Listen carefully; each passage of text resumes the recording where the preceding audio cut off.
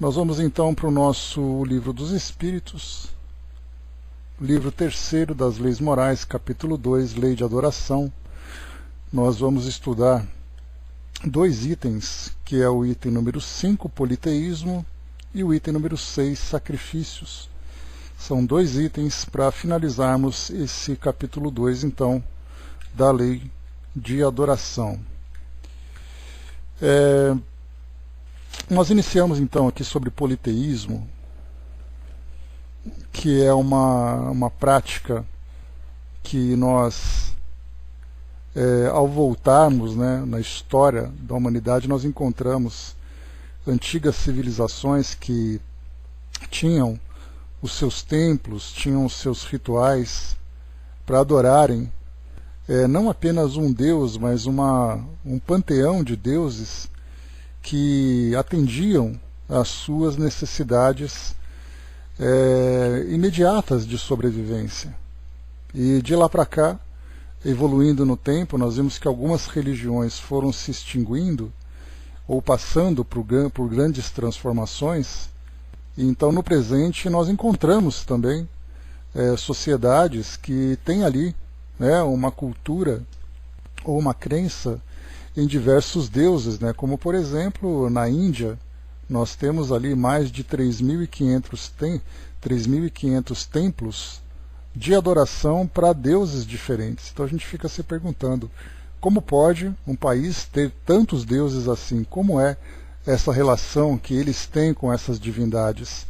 Para nós ocidentais que temos esse entendimento, e muito mais do que entendimento, uma grande influência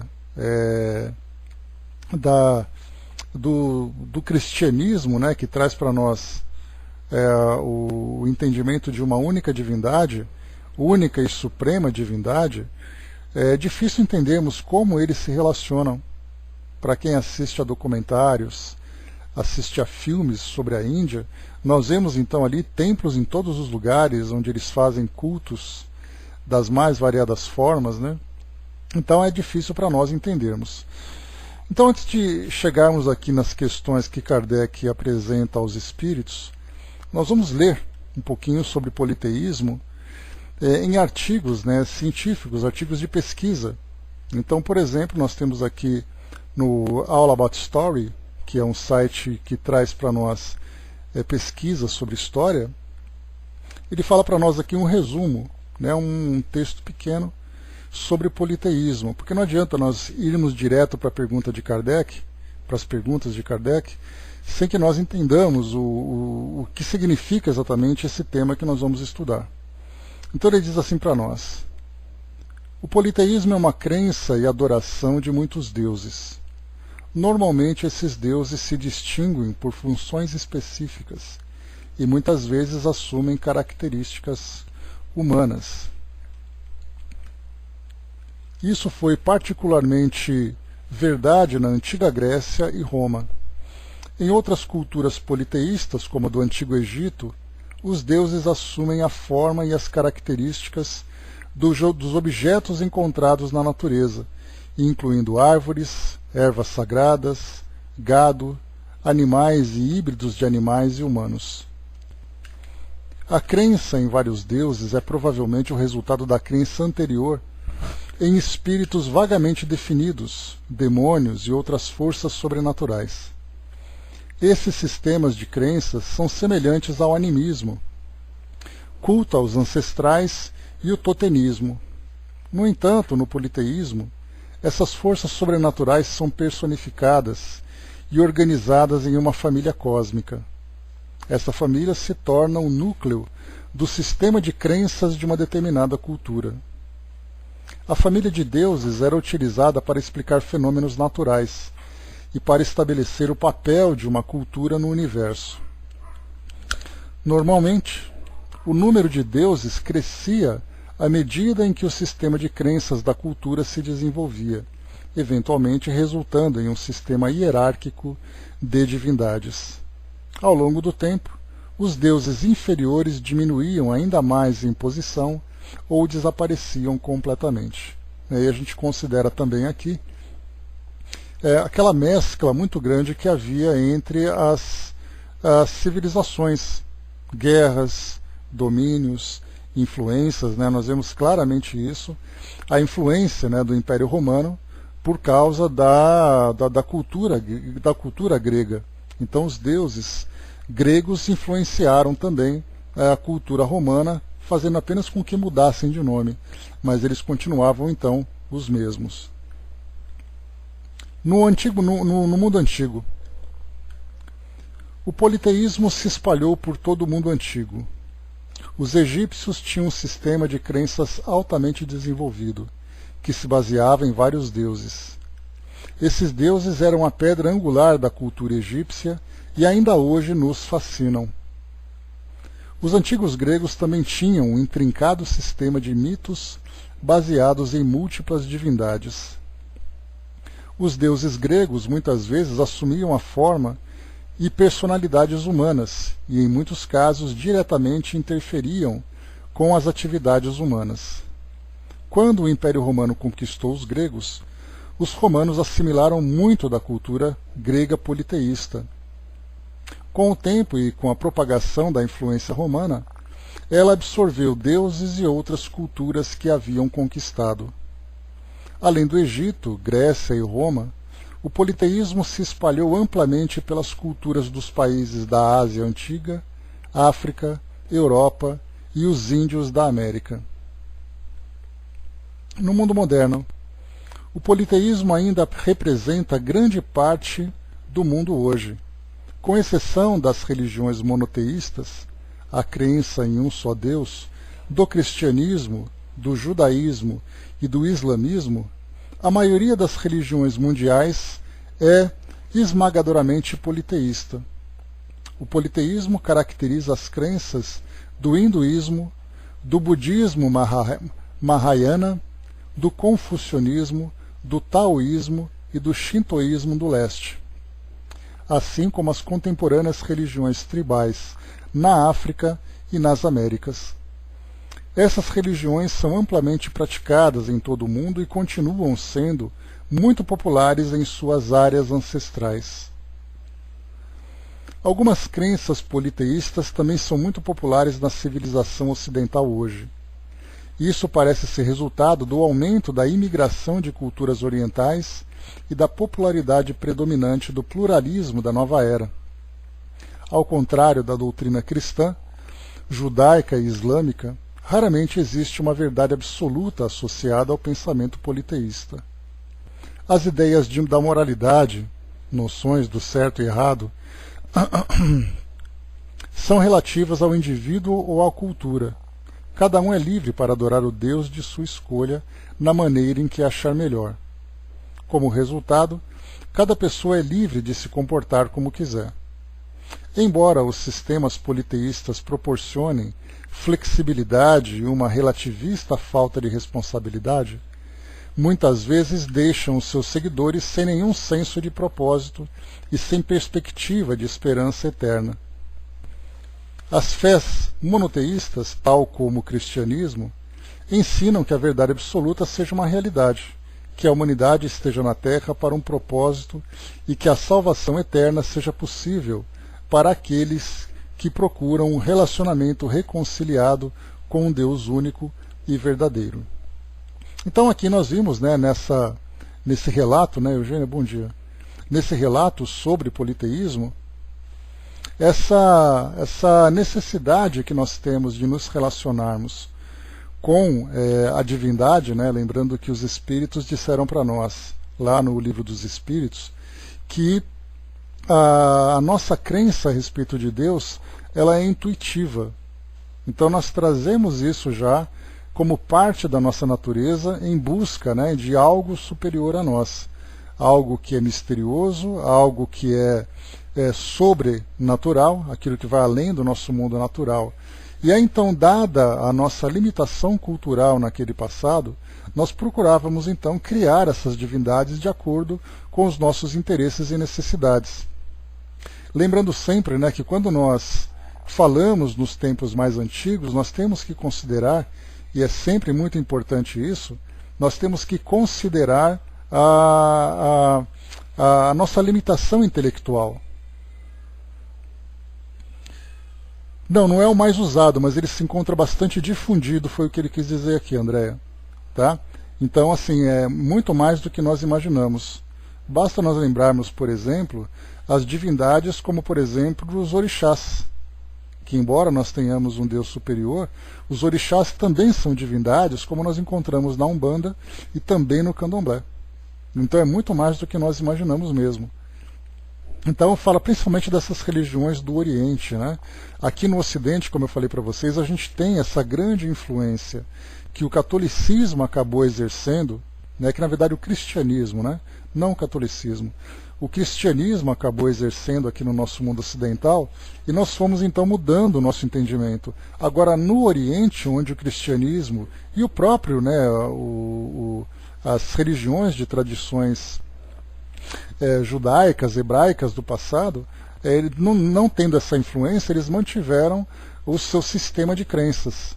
Então nós vemos isso muito no Ocidente, vemos isso muito na África, embora, né, o cristianismo e o islamismo sejam muito presentes na África. Então nós encontramos ali algumas sociedades que trazem uma prática dentro, por exemplo, do islamismo, do cristianismo, mas tradicionalmente eles mantêm ainda esse sistema de crenças em diversos deuses, porque é uma questão milenar que eles vivem, né, esse tipo de cultura. Mas essas religiões não têm uma referência como Buda, Alá, né? No caso, por exemplo, Buda ele não era uma divindade, né? Buda ele era o fundador dessa religião, ele era, vamos dizer assim, um filósofo. Então, dele, do sistema filosófico que ele apresentou, veio então o budismo, assim como o próprio Cristo, né? Jesus, então, ele trouxe para nós ali o seu sistema filosófico e acabou sendo fundado, então, a partir das suas ideias, o cristianismo. Então nós tivemos a mesma coisa também acontecendo com o islamismo, quando Maomé apresentou a ideia também do monoteísmo através de Alá, que é o Deus Supremo. Então nós podemos chamar, por exemplo, Alá, Jeová, Deus, são nomes que são dados por culturas diferentes para a mesma divindade, mas essas religiões, no caso, por exemplo, de Jeová e de Alá, de Deus, nós temos aqui mais para o nosso mundo ocidental. Já quando nós vamos para o Oriente Médio, onde nós encontramos ali o islamismo, Alá é o nome dado para essa divindade suprema que todos nós aceitamos, né, como sendo o único Deus. Mas quando nós então vamos além dessas fronteiras, nós encontramos ainda essas culturas que trazem tradicionalmente uma casta de deuses, cada uma atendendo a uma necessidade específica. Então nós temos ali, tanto no caso do monoteísmo e no politeísmo, nós temos também o nome que é dado, deixa eu um instantinho aqui, só ver aqui uma coisa que me apareceu.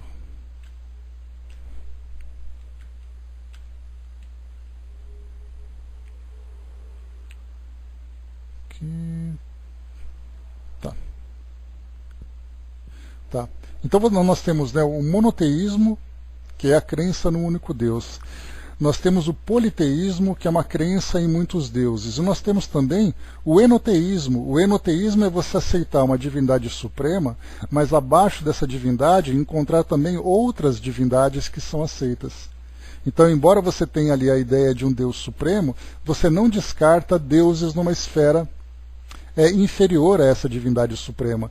Então, esses tipos de crenças são muito presentes ainda fora do ambiente onde nós vivemos. Por isso que para nós é muito difícil falarmos, né, sobre o politeísmo como algo natural, porque a nossa influência cultural fez com que nós aceitássemos, né, o monoteísmo. E ainda assim, nesse mesmo monoteísmo, nós temos as nossas divergências. Como eu falei para vocês, Jeová, Deus e Alá, embora sejam a mesma divindade, cada um crê de um modo diferente e cada cultura, cada escola religiosa entende que a sua interpretação dessa mesma divindade acaba sendo a suprema, acaba sendo a mais importante. No caso, por exemplo, dos muçulmanos, eles dizem que Alá é o Deus e eles são os eleitos. Quando nós vamos para os cristãos, eles dizem, não, nosso Deus é o maior e vocês estão equivocados. Aquelas culturas que aceitam, por exemplo, Jeová, vão dizer que não é nem Deus e nem Alá, acaba sendo Jeová. Por isso que eu comentei com vocês no nosso encontro anterior, Lígia, bom dia, no nosso encontro anterior, sobre essa questão, né, de, embora nós sejamos monoteístas, nós temos ali uma poliinterpretação, se podemos colocar essa expressão, porque cada um de nós aqui faz uma interpretação diferente de Deus. E lá na primeira questão do Livro dos Espíritos, quando Kardec pergunta o que é Deus, primeiro para entender exatamente a natureza de Deus. O que é exatamente Deus? Ele é um humano? Ele é uma energia? Ele é apenas uma consciência? E aí então os Espíritos trouxeram a definição para nós, que Deus é a inteligência suprema, a causa primeira de todas as coisas. E ainda assim para nós fica uma interpretação muito difícil. E Kardec, inclusive, lá no próprio livro A Gênese também, lá no capítulo número 2, se eu não me engano, ele fala sobre os atributos da divindade, ele fala sobre a natureza de Deus, né? Então ele traz para nós também um entendimento daquilo que ele tem, que ele tinha de compreensão, e daquilo que os Espíritos ensinavam. Mas ainda assim, a gente acaba tendo essa dificuldade de ter uma definição própria. A mesma coisa acontece, por exemplo, entre nós, aqui no Brasil, por exemplo. Todos nós chamamos essa divindade de Deus, mas se nós pegarmos, por exemplo, a interpretação de Deus para os católicos, para os evangélicos, para os espíritas, para os ubandistas, para os candomblecistas, para os judeus, que nós temos comunidades judaicas aqui também, temos comunidades muçulmanas, se nós sentarmos todos e fazermos ali um debate ecumênico a respeito de Deus, nós veremos interpretações completamente diferentes. Então a divindade é a mesma, mas nós temos uma poliinterpretação. Saindo então aqui do nosso mundo, que já é do nosso ambiente, que já é algo complicado, quando nós vamos para o mundo então, nós não apenas vemos interpretações diferentes, nós vemos cultos, né, formas de crenças completamente diferentes. Ou seja, nós encontramos então no nosso planeta várias, né, tantas individualidades, no caso, né, que nós temos ali os habitantes encarnados e desencarnados aqui do nosso mundo, cada um olhando para uns olham para o céu, outros olham para a natureza, outros olham para dentro de si mesmo, outros sequer olham, porque não querem que haja nada além do mundo material, como nós já estudamos também.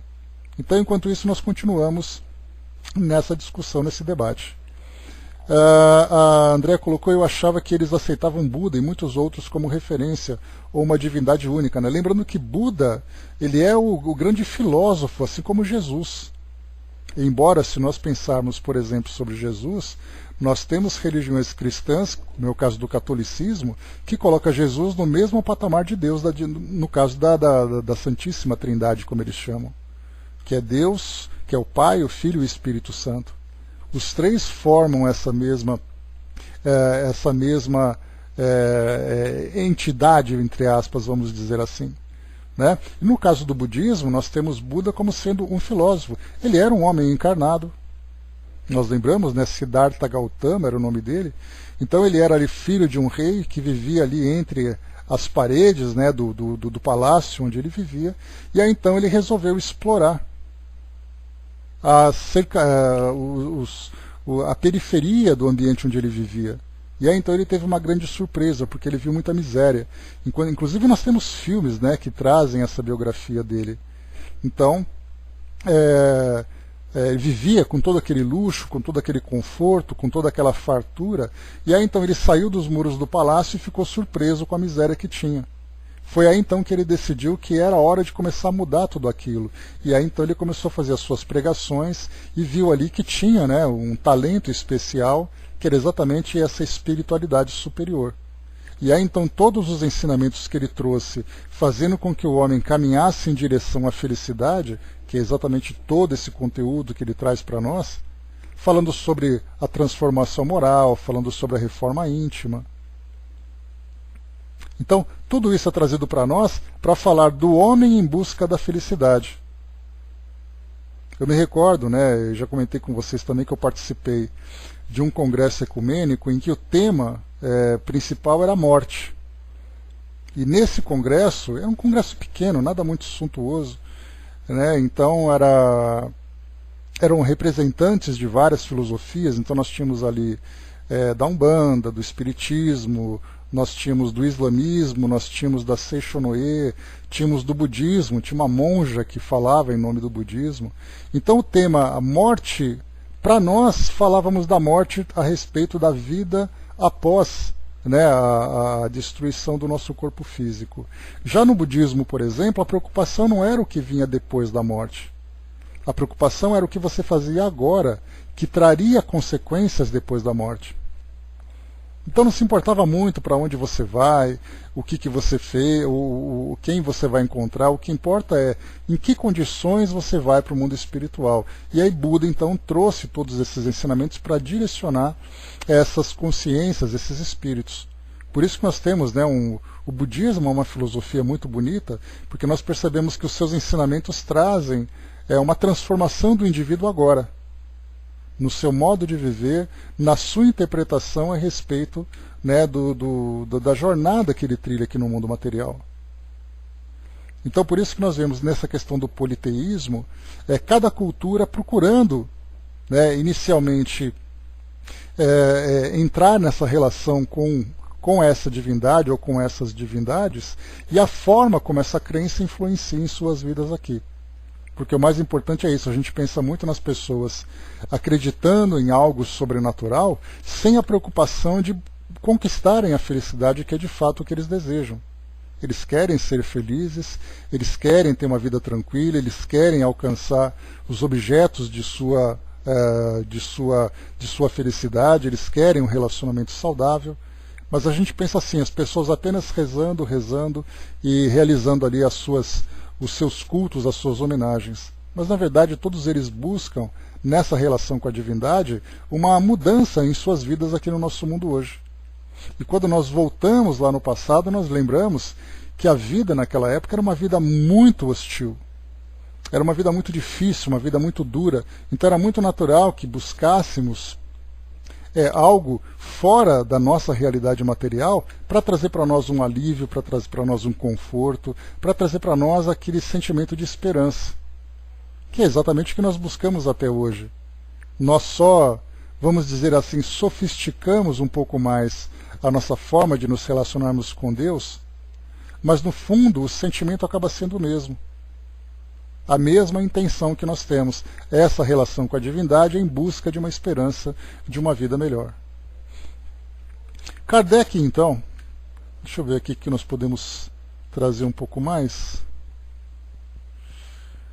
Aqui eu estou com outro texto também, mas no fundo acaba sendo o mesmo conteúdo.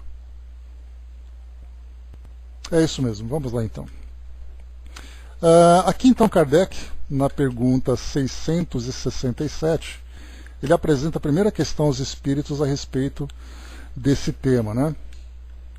O Braz lembrou, né, me admirei muito quando li o Bhagavad Gita, vi que ele era adiantado no tempo, né? Ele traz, né, Braz, assim como outros livros de conteúdo filosófico, ele traz exatamente uma interpretação das leis naturais. Quanto mais afinizados nós estamos com as leis naturais, nós já estudamos sobre isso, maior é a nossa harmonia, maior é o nosso equilíbrio. E desde aquela época, no passado, e não apenas o Bhagavad Gita, né, que é considerado um dos livros filosóficos mais antigos que nós temos no nosso mundo, nós temos várias outras filosofias que também se desenvolveram sem necessariamente sofrerem a influência desse livro, mas se desenvolveram paralelamente. Assim como nós temos, por exemplo, as crenças que existiam aqui na América antes da chegada dos europeus, e nós tínhamos na África, antes da chegada dos europeus também, na Ásia ou na Europa, nós percebemos que as escolas filosóficas espiritualistas começaram a surgir esse corpo de filosofia muito semelhante, fazendo com que o indivíduo se desapegasse cada vez mais do mundo material e se elevasse espiritualmente, e em cada um desses grupos nós encontramos também indivíduos que reencarnaram com essa missão, como nós vimos também no capítulo que falava sobre a lei natural, ou as leis divinas, que essas leis elas foram difundidas em todos os tempos, em todas as sociedades, que nós tínhamos ali espíritos, homens que tinham a responsabilidade de difundir essas ideias. E aí, consequentemente, criaram novas filosofias, criaram esse corpo filosófico, fizeram a sua divulgação, e aí então cada grupo começou então a aceitar essa nova filosofia e criar uma forma de se relacionar com Deus. Desde as formas mais sábias, no entendimento mais claro de quem é Deus, né? Claro dentro do possível deles, né? Mas nessa relação mais clara com a divindade, e também a vivência dessa filosofia de um modo mais verdadeiro. Mas, por outro lado, nós também tivemos as relações das mais bizarras, que é o que a gente vai estudar no próximo item daqui a pouquinho, a respeito dos sacrifícios. E ali nós encontramos também interpretações que são equivocadas. Indivíduos que achavam, por exemplo, que o sacrifício era agradável aos deuses devido às dificuldades, né, que eles enfrentavam no seu dia a dia. Mas a gente vai chegar até lá, né? E quando nós estudamos o livro Depois da Morte, de Leon Denis, lá no primeiro capítulo, ele faz uma viagem no tempo, passando por diversas filosofias, muitas que simplesmente desapareceram, porque ou perderam o sentido de existirem, tinham um sentido na sua época, mas depois deixaram de existir, ou foram então engolidas, vamos dizer assim, por outras filosofias mais fortes. Como era o caso das conquistas que nós tínhamos, das influências, e outras apenas evoluíram. Continuaram, mas não apenas evoluíram, mas continuam ainda evoluindo. Basta ver o cristianismo. Nesses 2000 anos de existência, praticamente, o que mudou de lá para cá? Se nós lermos, né, as histórias dos cristãos primitivos, as instituições que foram criadas, os caminhos por onde eles percorreram, os erros e os acertos, a gente vai ver o que eles viviam, por exemplo, há 500 anos depois de Cristo, depois 1000 anos depois de Cristo, depois 1500 anos depois de Cristo, e agora no século XXI que nós estamos vivendo. Quais foram as mudanças que aconteceram de lá para cá? Você citou um pouco mais acima, Brás, sobre o livro Há 2000 anos. Para quem leu Há 2000 anos, dá para ter uma ideia do que era o cristianismo primitivo e o que é o cristianismo agora. Né? É aquela história, né, Brás? Tem aspectos em que parece que nós estacionamos, tem aspectos que parece que nós regredimos, principalmente por causa dessa ideia temporal, né, que é essa ideia muito mundana, e por outro lado nós tivemos também um grande progresso.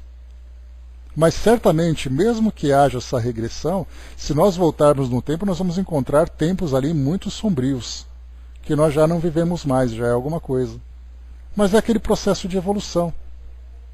Porque não é apenas assim evoluir religiosamente.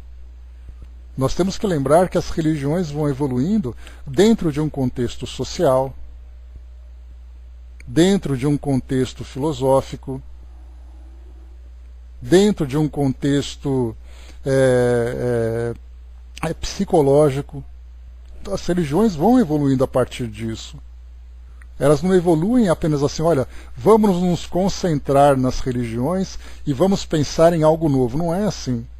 As pessoas vão vivendo ali todas as atribulações no seu dia a dia, ora elas se aproximam mais da divindade, ora elas se distanciam um pouco mais, e assim elas vão tropeçando, mas sempre nesse processo evolutivo. Na questão 667, vamos lá então, senão eu não consigo fazer aqui. Por que o politeísmo é uma das crenças mais antigas e mais espalhadas, se é falso?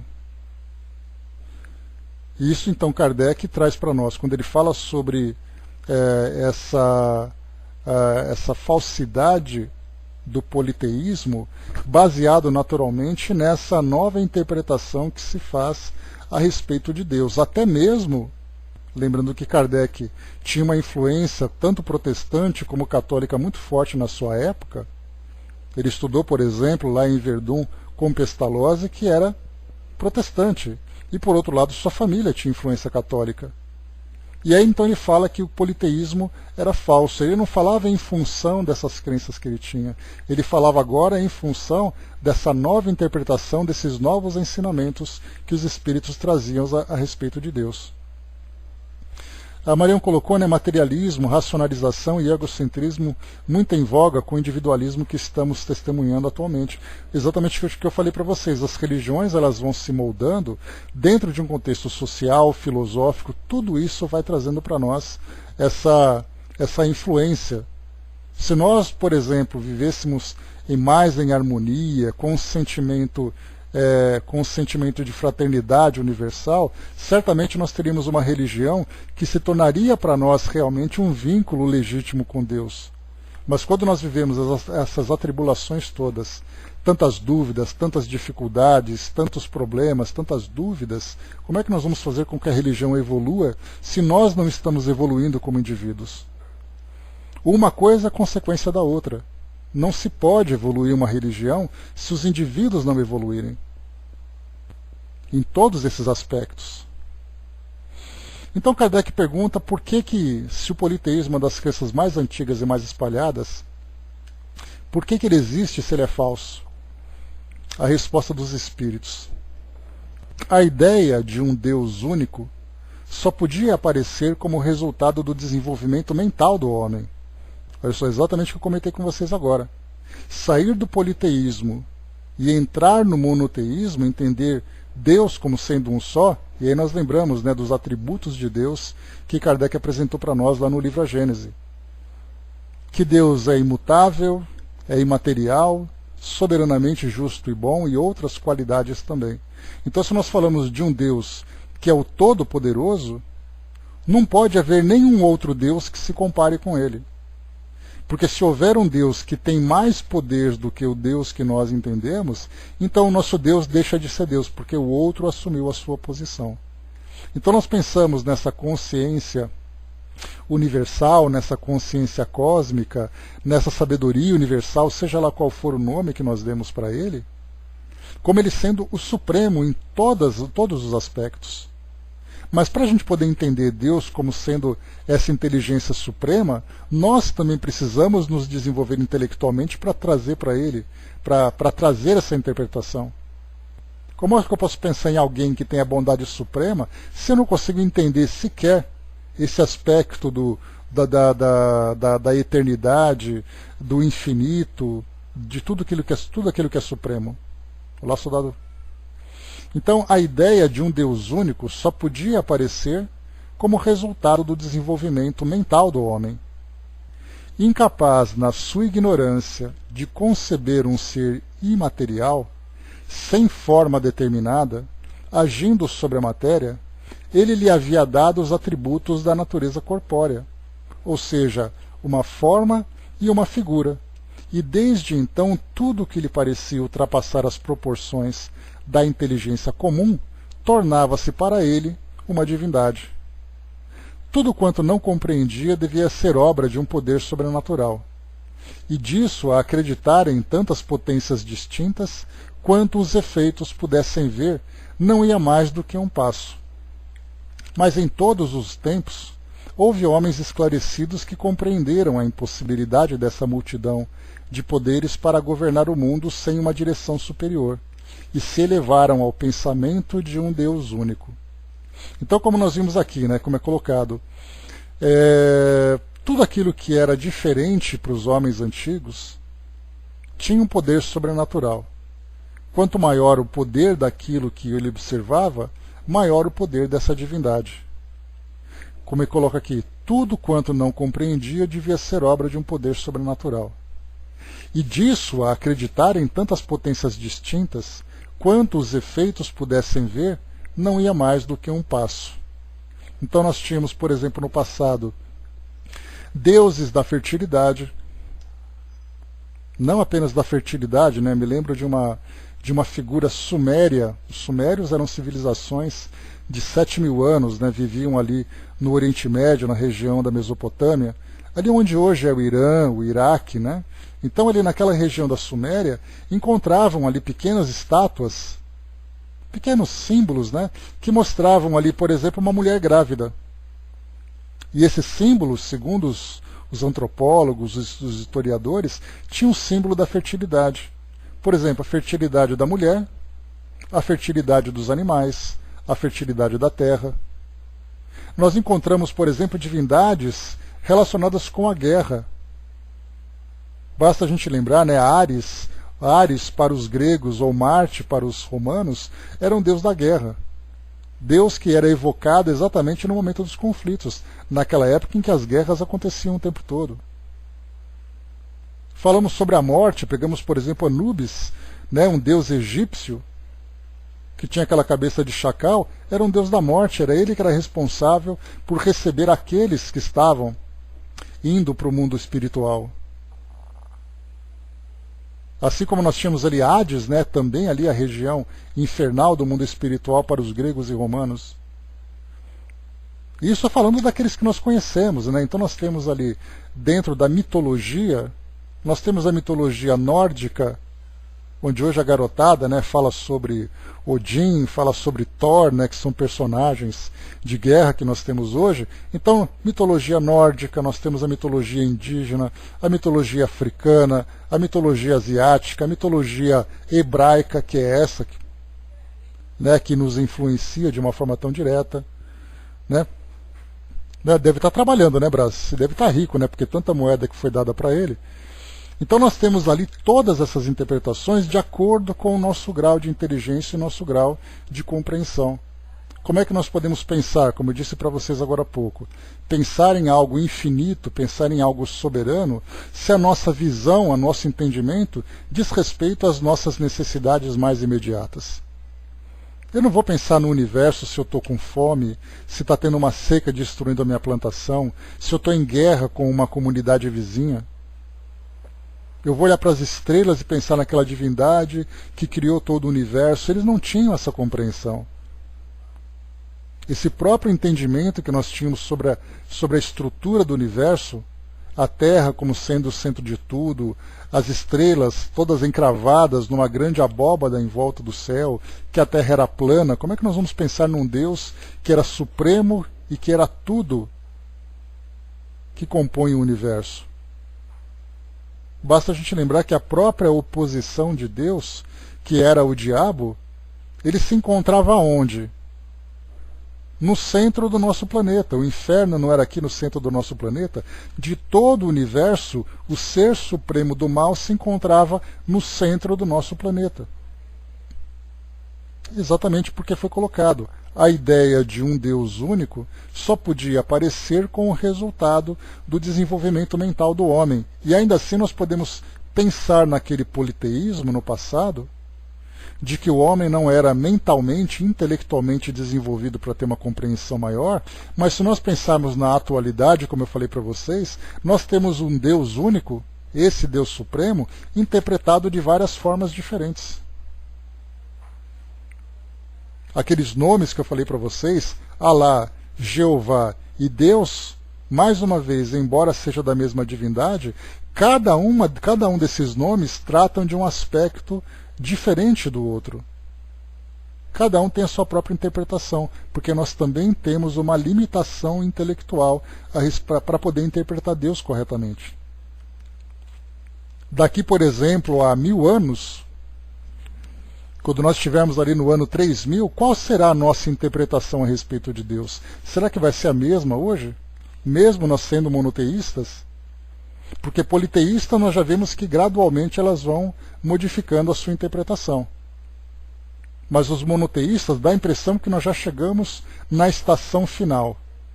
Chegamos no ponto final, não precisamos aprender mais nada a respeito de Deus, porque nós já somos monoteístas. Mas será que a nossa interpretação dentro desse monoteísmo está correta com relação a Deus? Por aquilo que os Espíritos trazem para nós, nós estamos completamente equivocados. Hoje pela manhã, por exemplo, em uma das manifestações que aconteceu ali em Brumadinho, né, as famílias sofrendo com a perda dos seus entes queridos e tudo mais, eu vi ali uma senhora que fazia um protesto pela perda do seu esposo, e ela escrevia assim, né, colocou o nome dele e disse assim: tal pessoa é temente a Deus. Hoje isso. Poucas horas aqui, isso foi ontem que aconteceu, quer dizer, de ontem para hoje, alguém levanta uma placa dizendo que tal pessoa é temente a Deus. Mas por que temente a Deus? Qual é o temor que ele tem que ter com relação a Deus? É a forma como ele se relaciona, mas ter medo de Deus? E aí, então nós temos Deus como sendo ainda o general dos exércitos, até hoje é assim. As pessoas devem temer a Deus. As pessoas tratam Deus com barganhas. As pessoas interpretam Deus com formas humanas, com sentimentos humanos, porque Deus vai te castigar porque você ofendeu a Deus. Não são expressões atuais que nós utilizamos? Então, de que vale o monoteísmo se nós interpretamos esse Deus com essa visão tão limitada e tão equivocada? É um passo do progresso. Nós vamos evoluindo gradualmente, vamos mudando o nosso modo de ver Deus e a relação de Deus com suas criaturas, uma mudança gradual. Daqui então a 1000 anos, quando nós olharmos para trás, nós vamos lembrar que lá no começo do século XXI, nós já éramos monoteístas numa parte da nossa sociedade terrena, mas tínhamos aquela interpretação de um Deus muito humano. Porque se Deus se ofende, porque Deus castiga, quem faz isso são seres humanos. Não é Deus, mas nós achamos que Deus tem um temperamento, uma personalidade muito parecida com a nossa. Mas em breve, né, daqui a 1000 anos, quando nós estivermos então bem espiritualizados, não necessariamente aqui no nosso planeta, mas imaginando que nós já ascendemos, né, nessa escala evolutiva, nós veremos Deus e teremos uma relação com Deus completamente diferente daquela que nós temos hoje. Uma relação muito mais espiritual do que material. O soldado colocou para nós: o temor no sentido de evitar o castigo pelos erros é que nem que para a criança, se não dormir a cuca vem pegar.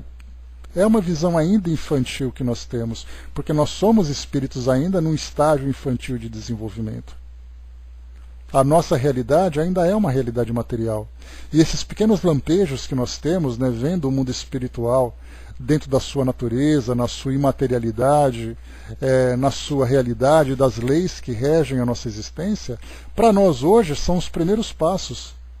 São aquelas primeiras letrinhas que nós estamos desenhando agora naquele caderno de caligrafia, naquelas cartilhas que nós tínhamos antigamente. Mas já é um começo. Toda grande dissertação começa com as primeiras letras, as primeiras grafias que nós vamos apresentando. A natureza não dá saltos. E esse entendimento para nós é um entendimento ainda muito profundo, muito complexo. Até porque, se nós observarmos bem, as nossas existências, elas têm ainda em suas pautas débitos do passado, ajustes, reforma íntima. Então a gente está tão preocupado com a nossa vida aqui no mundo material, com as nossas dificuldades, com os nossos sofrimentos, com as necessidades de superação que nós temos, como é que nós vamos parar e olhar para a natureza para tentar entender a natureza de Deus? Então nós vemos que não é muito diferente do que acontecia no passado. No passado eram guerras, eram destruições, era a hostilidade do ambiente, era a necessidade de sobrevivência básica que se tinha. Então o indivíduo acreditava em Deus, mas estava preocupado com o dia seguinte. Hoje não é diferente. Você sai para trabalhar, você tem que trabalhar, aquele monte de gente desempregada, desigualdade social. E aí então a gente olha para Deus esperando o quê? Compreender a sua natureza ou levantando a mão com súplicas, pedindo para que Deus atenda às nossas necessidades. A gente não tem ainda nem tempo e nem capacidade de entender a natureza de Deus. Mas isso vem gradualmente, a gente vem evoluindo passo a passo.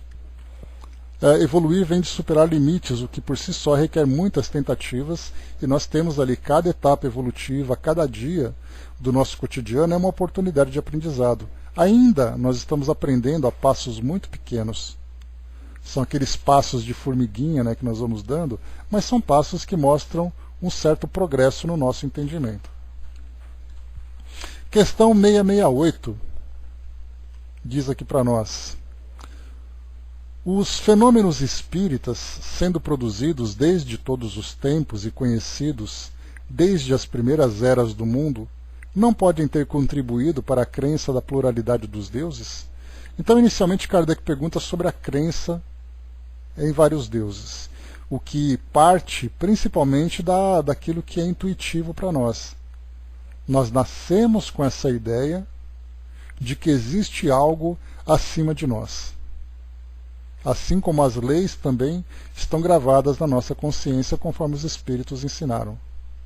Mas além dessa própria intuição que nós temos aqueles fenômenos exteriores, como é o caso, por exemplo, das influências espirituais, que nós sofremos algumas dessas influências ostensivas, em que divindades tentam ali nos ajudar, outras divindades não, desculpem, onde espíritos tentam nos influenciar, outros espíritos tentam positivamente, né, outros tentam negativamente.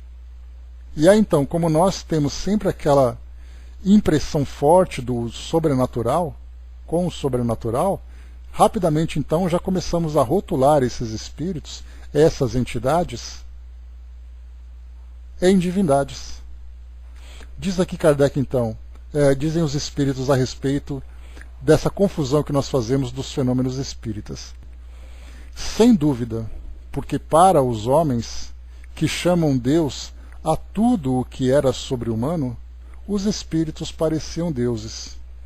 E também por isso, quando um homem se distinguia entre os demais pelas suas ações, pelo seu gênio, ou por um poder oculto que o vulgo não podia compreender, faziam dele um deus e lhe rendiam um culto após a morte. Kardec traz um comentário aqui para poder ilustrar essa questão. A palavra Deus, Deus com letra minúscula, né? A palavra Deus tinha entre os antigos uma acepção muito extensa. Não era, como em nossos dias, uma designação do Senhor da natureza, mas uma qualificação genérica de todos os seres não pertencentes às condições humanas. Então todo aquele indivíduo, todo aquele ser que apresentava essas condições que iam além do ser humano, aquilo que nós não podíamos fazer, aparecia um espírito, por exemplo, e dizia: faça tal coisa que eu vou te ajudar. E aquela coisa acontecia. Por uma influência espiritual, por uma ação direta sobre a matéria, seja lá como for. Lembram da influência dos espíritos sobre os fenômenos da natureza? Imagina um espírito então dizendo: faça tal coisa que eu vou te ajudar. E de repente começa a chover, uma relação de troca. E quando então esse resultado sobre-humano vinha para esses grupos, esses seres então certamente eram rotulados como deuses. Continua aqui para nós. Ora, tendo as manifestações espíritas lhes revelado a existência de seres incorpóreos que agem como forças da natureza, eles os chamaram deuses, como nós os chamamos os espíritos. Uma simples questão de palavras, com a diferença de que, em sua ignorância entretida deliberadamente pelos que tinham interesse em mantê-la, elevaram templos e altares lucrativos a esses seres, enquanto para nós eles não passam de criaturas nossas, semelhantes mais ou menos perfeitas, despojadas de seu envoltório terreno. Se estudarmos com atenção os diversos atributos das divindades pagãs, reconheceremos sem dificuldade todos os que caracterizam os nossos espíritos. Em todos os graus da escala espírita, seu estado físico no mundo dos superiores, todas as propriedades do perispírito e o papel que exercem no tocante às coisas terrenas. O cristianismo veio aclarar o mundo com a sua luz divina. Não podia destruir uma coisa que está na própria natureza, mas fez que a adoração se voltasse para aquele a que realmente pertence. Quanto aos espíritos, sua herança se perpetuou sob diversos nomes segundo os povos, e suas manifestações, que jamais cessaram, foram diversamente interpretadas e frequentemente exploradas sob o domínio do mistério. Enquanto a religião as considerava como fenômenos miraculosos, os incrédulos as tomara por charlatanice. Hoje, graças a estudos mais sérios, feitos à plena luz, o Espiritismo, liberto das ideias supersticiosas que o obscureceram através dos séculos, nos revela uma das maiores e mais sublimes, um dos maiores e mais sublimes princípios da natureza. Então a gente vai, com o passar do tempo, né? Olá, professor. Com o passar do tempo, fazendo ali um ajuste, fazendo ali um aprimoramento desse entendimento. Ainda estamos muito aquém da realidade de Deus, não tenhamos dúvida disso. Mas já é um passo significativo entender a natureza de Deus, ainda que seja sobre a nossa limitada perspectiva, diferentemente do que acontecia no passado. Porque quando nós tínhamos, por exemplo, lá no Antigo Testamento, no primeiro capítulo do livro Gênesis, que dizia que Deus fez o homem à sua imagem e semelhança, a interpretação que nós passamos a fazer é que Deus é a nossa imagem e semelhança, e não nós somos a imagem e semelhança de Deus, no sentido espiritual. Mas nós, então, humanizamos Deus. Até porque a gente lembra também que pensar Deus de uma forma tão abstrata ainda não é capaz, nós não somos capazes. A nossa inteligência não é capaz de imaginar algo que ainda é inimaginável. Então nós precisamos criar ali figuras, referências para facilitar a nossa interpretação.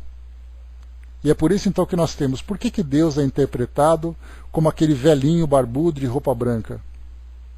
Porque a idade avançada representa a sabedoria. Aquela aparência que é dada a Deus representa também a bondade, porque aquele velhinho bonitinho, né, todo bondoso. Aquela roupa branca representa a pureza dele. Aquele trono em que ele senta, como geralmente também se faz essa interpretação, que Deus se encontra num trono dourado, etc., etc., mostra também ali o poder que ele tem. Então, ou seja, nós vamos então trazendo, colocando em Deus diversos atributos humanos. Porque nós precisamos disso ainda, nós não temos condições de imaginar aquilo que é inimaginável, o que é óbvio. Mas na prática já fica diferente. O soldado colocou, né, hoje em dia falam em um Deus mulher, um Deus negro, e nós vemos aí nesse caso, né, soldado, muito mais uma manifestação de rebeldia do que de coerência. Por exemplo, né, aqueles que são rejeitados pela sociedade por suas raças, por que não colocar Deus com essa interpretação? As mulheres hoje querendo conquistar o seu espaço, por que não colocar Deus como sendo uma mulher? Com relação, por exemplo, a cada cultura, por que não fazer Deus adepto dessa cultura e não da outra? Então, na verdade, nós estamos puxando Deus, cada um para o seu interesse. No caso da cabana, por exemplo, né? Era uma ideia que se tem. Mas se nós pensarmos, por exemplo, Andréa, a gente vê assim que cada grupo tem uma interpretação diferente. Tem? Então nós temos assim, teve um filme chamado O Mensageiro. Era o Anthony Quinn que fazia esse papel, né? Para quem não conhece, depois dá uma chegadinha lá no Google e procura Anthony Quinn. Ele foi convidado para interpretar um personagem já assim, não vem com essa, não. Você já te conheço. Então, nesse filme, o Anthony Quinn ele representava um personagem que era muito amigo, por exemplo, de Maomé. E nesse filme, muito curioso, que Maomé é um indivíduo tão importante para a religião islâmica, que ele não é mostrado e não é interpretado por ninguém. Diferentemente de Jesus, por exemplo. Quantos atores já interpretaram Jesus? Jesus era negro, Jesus era branco, cabelo curto, cabelo comprido, tinha olhos verdes, tinha olhos azuis, tinha olhos negros. Cada, então, grupo fazendo ali uma interpretação de quem era Jesus. Na religião islâmica, eles não trazem nenhuma interpretação para Maomé. Tamanha a importância que ele tem. Então, nesse filme Mensageiro, Anthony Quinn, que era esse amigo de Maomé, quando ele conversava com Maomé, ele olhava para a câmera. Então ele falava conversando com a câmera e Maomé não respondia, não tinha voz, apenas a câmera ela se mexia, no caso, por exemplo, de uma resposta afirmativa, ela balançava de cima para baixo, negativa da esquerda para a direita. Mas eles não colocavam nenhum tipo de interpretação para Maomé, que era o profeta. Que é o profeta, né? Imagina então para Alá. Então a gente vê que cada cultura traz uma forma diferente de se relacionar. Isso porque nós nem falamos ainda a respeito dos rituais, dos cerimoniais, dos templos, da forma como cada grupo... Então nós temos ali grupos que se relacionam com Deus através de cânticos, através de oferendas, se comunicam em altares, por imagens, em templos, em dias específicos, em horários específicos, através de sacrifícios, que é o tema que nós veremos, né, no nosso próximo encontro. Então, através dos templos, nós somos criando formas de nos relacionarmos com Deus. As formas, tanto para um Deus específico, como para vários deuses. Aqui, por exemplo, nós temos... Kardec traz para nós... Kardec não, Miramês, vamos pegar um texto de Miramês, para falarmos sobre a pluralidade dos deuses, a respeito da relação da presença dos espíritos. Diz assim para nós: não podemos negar que a crença nos deuses era um caminho para que o povo pudesse encontrar um só Deus, verdadeiro e justo. Como acreditar na unidade de Deus sem os meios lícitos e lógicos? Quem iria facultar esse entendimento seria o próprio Criador, cujos emissários se manifestaram por intermédio de Moisés, como se fossem a voz de Deus. Quanto mais a criatura cresce em espírito, mais vai sabendo de onde veio e para onde vai. No entanto, ainda há muitos segredos que ainda não foram revelados, por não ter chegado a hora. Devemos esperar, trabalhando e sentindo a vida maior na nossa vida. As religiões se sucedem, cada uma trazendo meios para convencer a humanidade sobre a paternidade do Deus único e soberano. Para se conhecer Deus com maior interesse, com mais minuciosidade, o caminho é começarmos a estudar a nós mesmos. Qual dos homens conhece o mecanismo do corpo físico na sua integral postura, como foi criado pela divindade? E os outros corpos que o espírito usa na jornada evolutiva? E o espírito? Se ainda não passamos por esses caminhos de conhecimento, como pretendemos conhecer Deus? Se queremos saber na profundidade quem é Deus, receberemos a mesma resposta de sempre. Deus é espírito, Deus é amor, Deus é luz, Deus está em tudo e tudo se move por seu intermédio. Deus é o sol da vida. Tudo está certo na pauta da vida.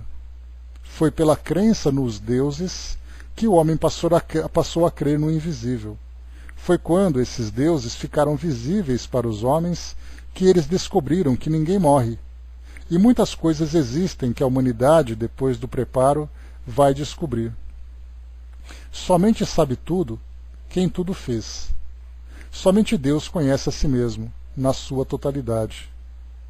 A doutrina dos espíritos surgiu no mundo para dar a conhecer, nas claridades da sua sinceridade, certas leis que as outras religiões não conhecem ou não puderam revelar.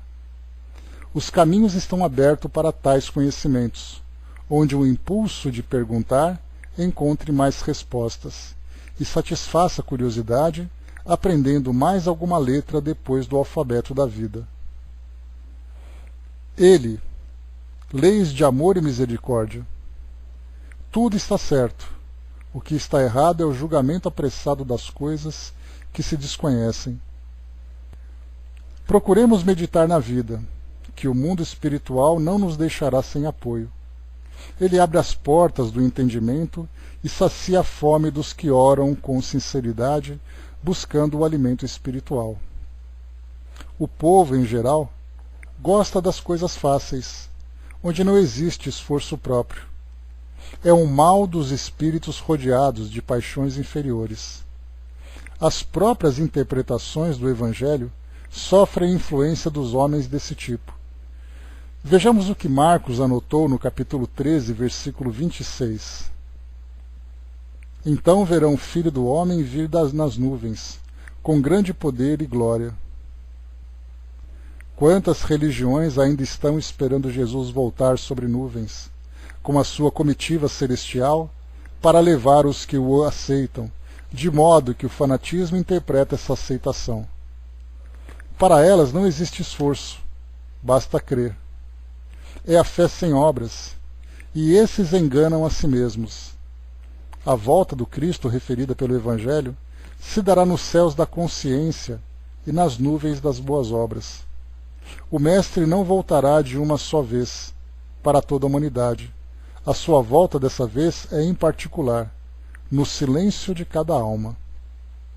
Então, de fato, aqui no final, a Miramês chama atenção exatamente para isso, né? Quantas imagens, quantas alegorias e quantas fantasias nós criamos ainda a respeito da nossa relação com Deus e da própria relação com Jesus.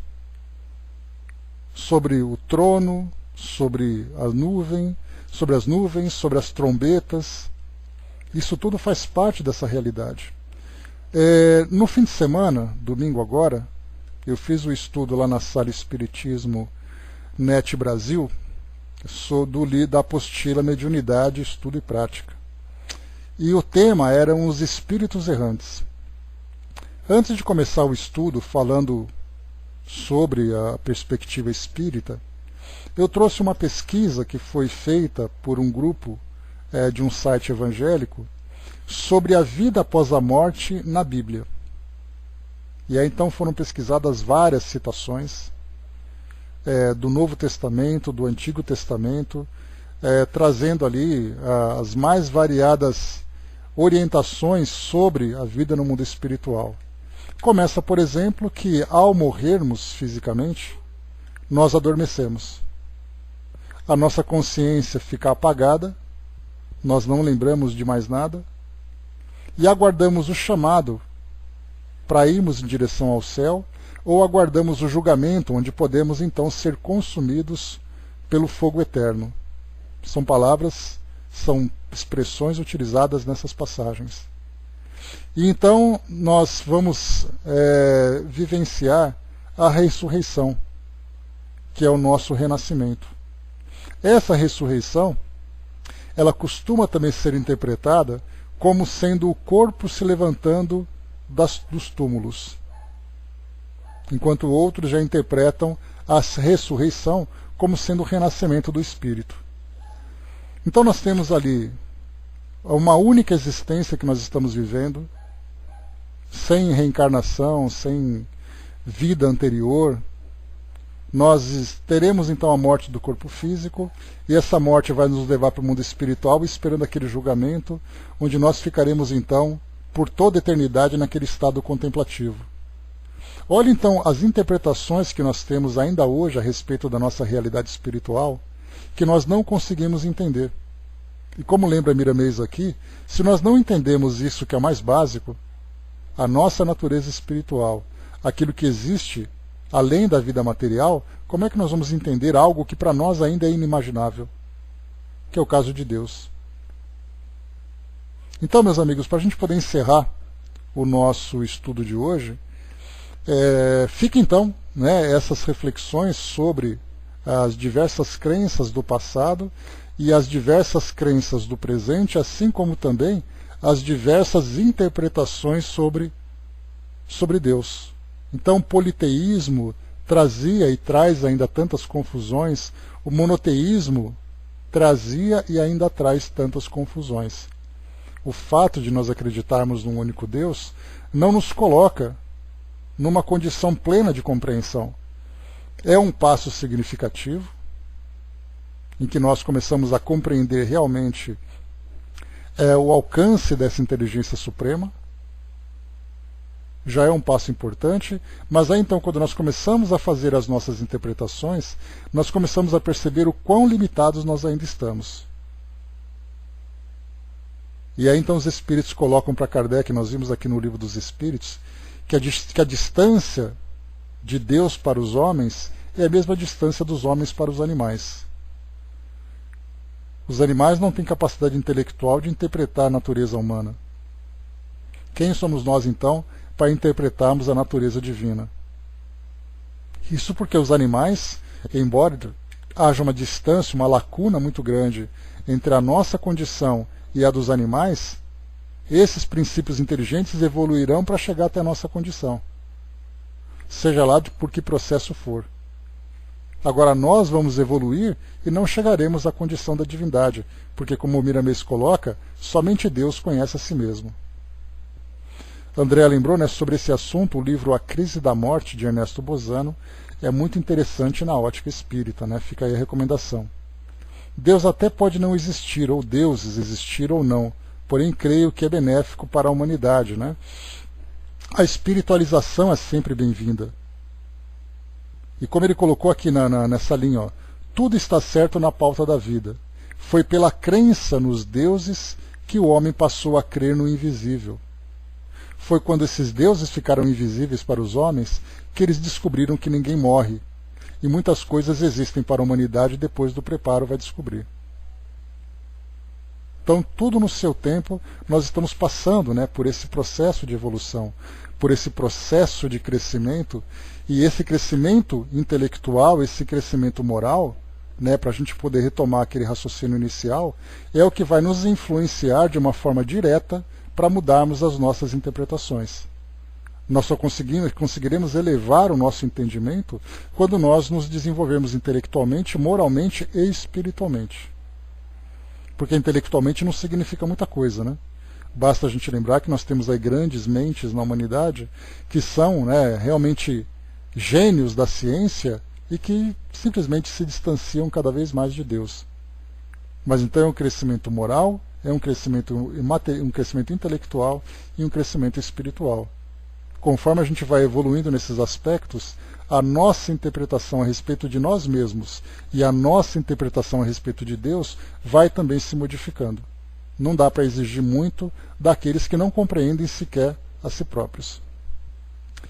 O soldado colocou, né, o ser humano possui uma estrutura intelectual superior à dos animais, porém, eu já vi animais com atitudes superiores de parte de seres humanos, né, ainda considerando que o ser humano é animal, também, porém, um animal estruturalmente superior na intelectualidade, em parte, fisicamente, em alguns pontos, né? Soldado, é aquela história, né, que essa é uma expressão que a gente coloca também expressão de rebeldia, em que nós já vimos seres humanos, né, animais, tendo comportamento melhores do que seres humanos. Os animais nunca vão ser melhores que os seres humanos. É que nós, seres humanos, temos comportamentos tão primitivos que nos assemelhamos aos instintos animais. Né, muitas pessoas dizem assim, eu prefiro os animais do que os seres humanos. Eu vou pegar essa pessoa e colocar lá no centro de uma savana africana, onde nós temos ali hienas, leões, para ver o que ela vai pensar dos animais. Porque ela está pensando naquele poodle, né, naquele shih tzu bonitinho, que ela tem dormindo no sofá da casa dela. Mas quando se fala sobre o instinto animal, então a gente lembra sempre, né, que é sempre uma manifestação de rebeldia contra esses comportamentos, né, mas o ser humano sempre vai ser superior. Então, é muito bonitinho, né, quando você tem ali o seu peixinho no aquário, né, eu vou te colocar no meio de um cardume de tubarões, aí você fala assim, eu prefiro os animais do que os seres humanos. Eis aí então a questão, né? Matam por necessidade e também matam por crueldade, né, mas mesmo assim, né, nós já estudamos sobre isso, fizemos um estudo até bastante profundo, né, sobre os animais, né, vimos documentários, né, que eu apresentei para vocês, sobre aspectos, né, de reprodução, de caça, de maternidade, e nós ficamos realmente surpresos com o comportamento dos animais. Mas ali nós temos então os animais mostrando o máximo que eles conseguem, e o ser humano muitas vezes se deixa levar pelo instinto. E aí, então ele tem uma semelhança com esse comportamento primitivo, mas mesmo com esse comportamento primitivo, ele ainda tem a superioridade. Né? Mas enfim, né, assunto já tratamos dele direitinho. Pois é, mas a gente acaba rotulando o ser humano por um comportamento. Então a gente pensa, por exemplo, né, naquele indivíduo que comete um crime lá fora, e quando ele volta para casa, ele encontra ali o filho dele, ele encontra a mãe dele, ele muda de comportamento. Então nós temos assim, né, pequenos deslizes primitivos que nós apresentamos, mas no todo nós temos ali sempre a superioridade do espírito. Bom, no próximo encontro então nós vamos falar sobre os sacrifícios. Eu achei que nós tínhamos apenas 2 questões aqui no politeísmo, eu achei que a gente ia passar 10 minutos falando sobre isso e depois o restante falando dos sacrifícios, mas a gente conseguiu trocar ideias assim bem interessantes sobre esse tema, fazendo uma análise, né, sobre a própria evolução. Vimos aqui uma visão científica, né, do que é o politeísmo, dos grupos que praticaram e praticam, né? Então, no próximo encontro falaremos sobre os sacrifícios. Kardec chama a atenção desses sacrifícios porque no século XIX nós tínhamos ainda muitos grupos que se comportavam dessa forma, e ainda, né, no passado distante, escrito nos textos de várias civilizações, ainda esse tipo de prática. Então Kardec levantou isso para os espíritos, porque já que está falando na nossa relação com Deus, nós tínhamos ali a relação de cultos e também a relação de oferendas que faziam parte desses cultos. Como entender então essa nossa relação